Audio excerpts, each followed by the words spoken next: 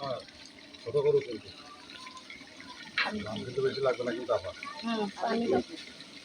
কিন্তু আলু হয়ে যাবে কিন্তু খাওয়া হ্যাঁ পানি দাও।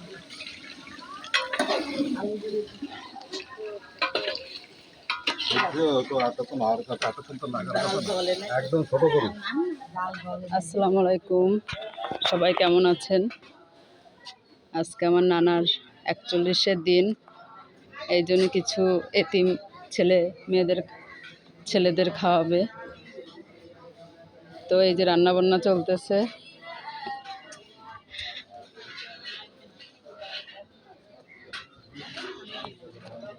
রাইকামনি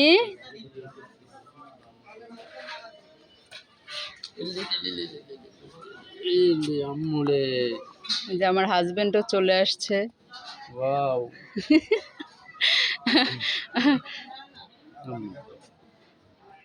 রাইকা রাইকা আজ দাও তো, রাইকামনি দাও দাও দাও দাও। জুনিমণি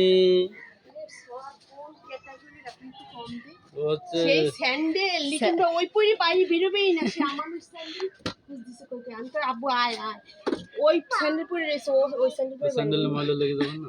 সেই স্যান্ডেল পরতেছে না, বেরোচ্ছেই না। কি অবস্থা দেখ, সব আমাকে দেখতেছে এই জায়গায় কিন্তু আমি কি সুন্দর বুঝাই শুনাই কইছি আব্বু আয় ধুয়ে দে বাড়ি ছেড়ে দে। ময়লা লেগে যাবে না?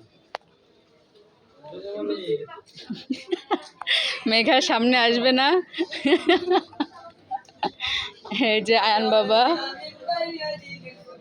আবার এই স্যান্ডেলটা পরে যাও যাও। জাবির সালাম দাও। জাবির কোন দেখতেছে।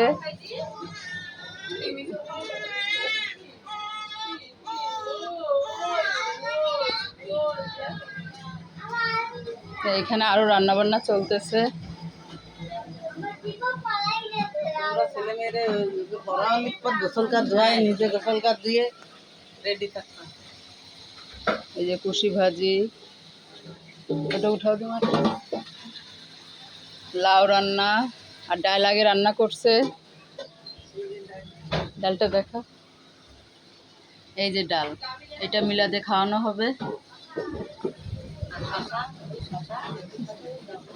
আর এই যে শসা আর লেবু।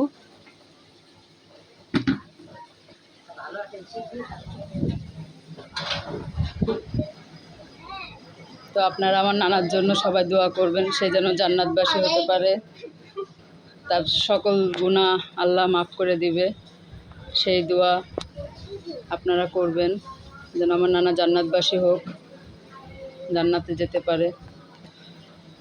সকল গুনাহ যেন আমার নানাকে আল্লাহ মাফ করে দেয়।